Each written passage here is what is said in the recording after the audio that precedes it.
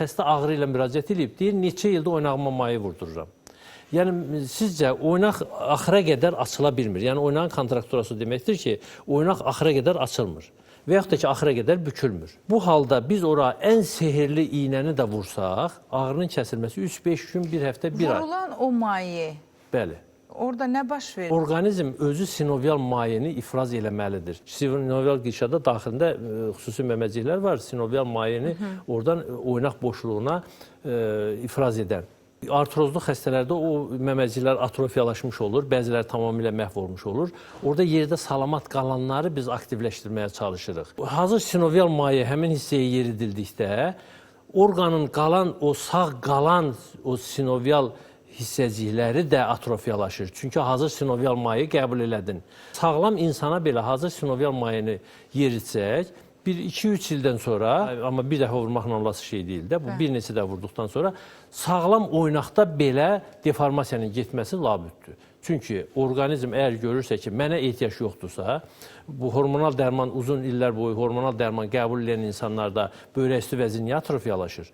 Çünki onun işi də onu sintez eləmək. Hazır sinovial mayenin oynaq boşluğuna yeridilməsi, bəli, travmatik zədələrdə bir dəfə istifadə oluna bilir. Biz əsasən onu bu halda istifadə edirik ki, %100 cərrah əməliyyatı göstərişdir. Sadəcə cərrah əməliyyatın biraz vaxtını uzatmaq istəyir xəstə. Bu zaman hansısa hallarda oynaq kapsulu salamatdırsa sinovial mayədən istifadə oluna bilir. Amma bu mayələr heç bir halda oynaq müalicəsi deyil. Xəstə ağrıdıqca, az yeriyir, az hərəkət elədikcə və yaxud da ki, yaşla əlaqədar və yaxud da ki, oturaq həyat tərzi sürür. Əzələlərdə atrofiyalaşma daha sürətlə gedir. Onun geri dönüşü, əzələnin atrofiyasının qarşısını alınıb, orada regenerasiya əldə eləmək, bərpa eləmək daha uzun müddət vaxt alır. Bəzən əsas bizim elə vaxtımız o işə sərf olunur, ona gedir. Hərəkət oxunun bərpası o qədər də uzun müddət tələb eləməyə bilir, çox ağır deformasiyaları nəzərə almasaq. İllərin xəstəliyi ümumiyyətlə bir neçə günə sağala bilməz. 10 ilin xəstəsi və yaxud 5 ilin xəstəsi 5 günə sağala bilməz. Ona bir 5 ay müalicə lazımdır. Biraz gecə ayağa qalxacaqsınız, amma həmişəlik ayağa qalxacaqsınız. Bir günə oynaq toxuması bərpa ola bilməz, oynaq sinovial maye bərpa oluna bilməz, əzələ qüvvətlənib o vəziyyətə gələ bilməz. Bu əzələ qüvvətlənmə reabilitasiya məsələsi o qədər vacibdir ki, hətta cərrahi əməliyyat olmuş şəxslərə belə əməliyyatdan sonra vacib göstərişdir. Filan kəs getdi əməliyyata, heç bir xeyir olmadı, yenə ağrıyır. Niyə ağrıyır? Çünki əməliyyatdan sonraki reabilitasiyanı keçib, strukturunu bərpa elətdirməyib. Oynaqlarının ətraf əzəllərini bərkitməyib, onurğa əzəllərini bərkitməyib ki, insanı ayaq üstündə düz saxlaya bilsin. Əməliyyata getmək bəzən elə bilirlər ki, hər şeyin həllidir. Xeyr, hər şeyin həlli deyil. Bir dənə deformasiyanın, qığırdağın dağılmış sümük toxumasının bərpasının həllidir. Digər insanın yerimə məsələsinin həlli deyil. Digər məsələlərin həlli sonraki etapda aparılmalıdır və yaş keçdikcə o müalicə müddəti də uzanır. Yəni, hər yaşın, çəkinin, yanaşı xəstəlikləri nəzərə alınaraq orada təxmini bir müddət təyin olunur ki, xəstəlik müddəti bu qədərdir, kontraktura bu qədərdir, neçə oynaqda kontraktura var, neçə oynaq zədələnib, müalicə olundu, xəstə sağalma ilə, yaxşılaşma ilə evə getdi. Evdə deyilən hərəkətləri eləmirsə, bir az sonra, çünki yaşlı şəxs 60-ın üzərində şəxslərdə və əsasən çəkisiz soxulan şəxslərdə əzələni həmişə tonusda saxlamaq lazımdır. Çünki deformasiya çox sürətlə gedə bilir. Əzələni tonusda saxlamırsa, insan lazım olan idman, gimnastik hərəkətləri etmirsə və bu proses yenidən geri qayıdacaq. Ağrılar yenə də başlayacaq. Yəni, orada dayana bilməz. Və bunun da ən gözəl indikatoru nədir? İnsan əgər sərbəst surətdə, yaş əgər 60-ın üzərindədirsə, hətta hardansa bir yerdən tutaraq belə, rahat şəkildə dabanları yuxarı qaldırmadan tam pəncə üzərində əyləşib qalxa bilirsə, bu o deməkdir ki, bu oynaqlar tam trayektoriyada hərəkət eləyə bilir və əzəlilər də onu qaldıra biləcək durumdadır.